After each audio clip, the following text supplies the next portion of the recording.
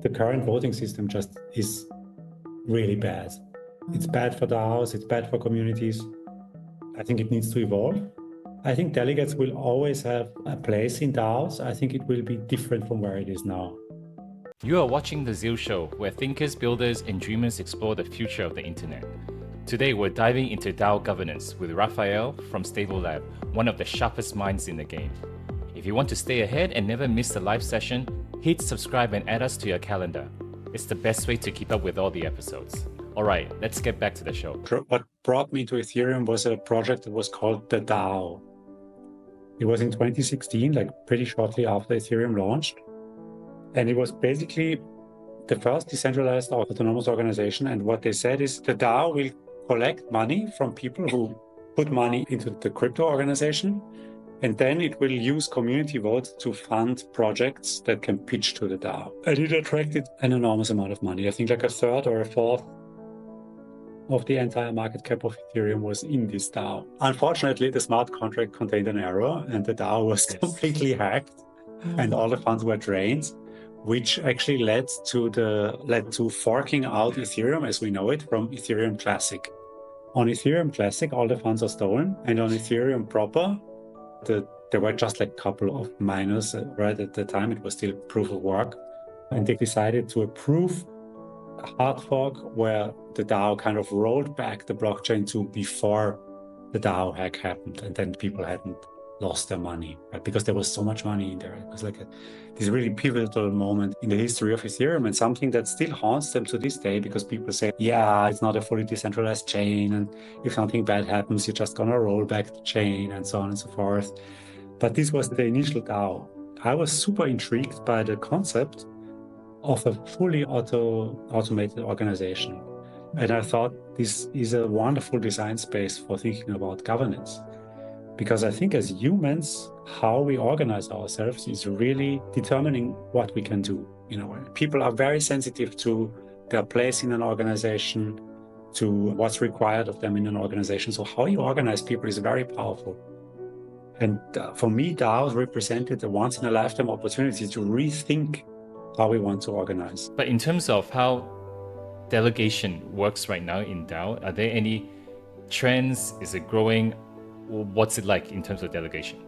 It's basically what we practice in most democracies, is that people delegate their voting rights for a certain period of time to other persons who can represent their interests in governance. I think that makes sense basically because if I look at I'm from Germany, what the German Parliament discusses, like a lot of these discussions are like I would have nothing to say there.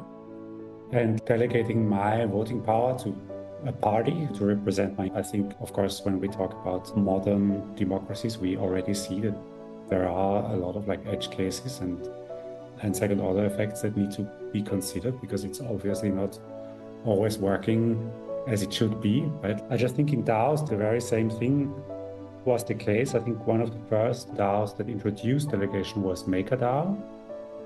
And the reason they did so is that they had consistently had issues meeting quorum. Now, quorum is the amount of votes that need to be cast for a decision to become effective. And if the quorum isn't met, then basically the governance contract says not enough people agreed, so I'm not going to execute it, which I think is really good because this is the amount of quorum is like the basic measure of governance security, right? As high as the quorum is, that's the cost that is needed to, the minimum cost that is needed to affect such a decision. So high quorum is good. On the other hand, high quorum can only be reliably passed if you have high participation. This is where MakerDAO struggled.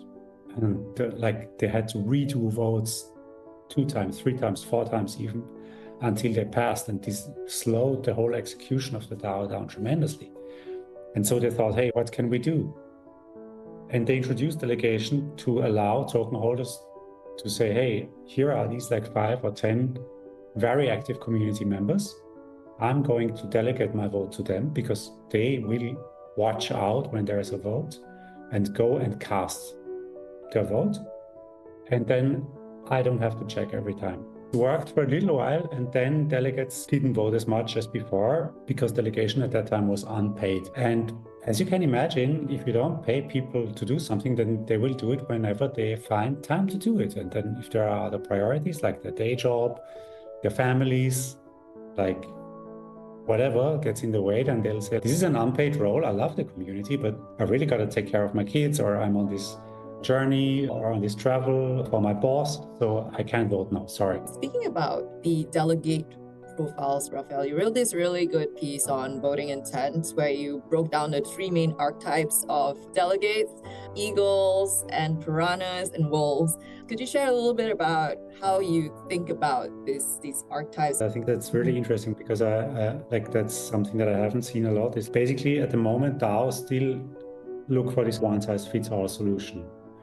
And like my piece, like the thesis of my piece was that actually DAOs should tranche voters into different categories, because different voters bring different levels of attention and consistency to the table. And this is what I summarized as intent. So like the level of their intent is very different. And like at the bottom end, or like bottom, I think the vast majority of token holders basically just have the token, and what they want is that the token appreciates in value.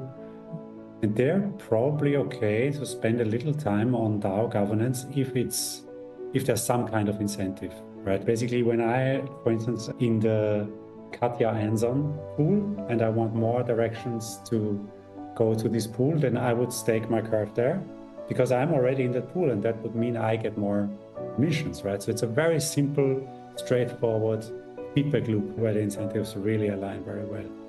Now, this gauge voting system has been expanded to multiple avenues where it's not as straightforward, but still I think it's a very simple system for token holders to vote. And so I think the vast majority of token holders should not vote on complex decisions, but should have very easy gamified ways to participate. And then there's like a middle ground of people who usually spend a lot of resources. This is what I call wolves, that spend a lot of resources on a DAO, but they are there for a reason, right? They want to either become something or pass a proposal to do something.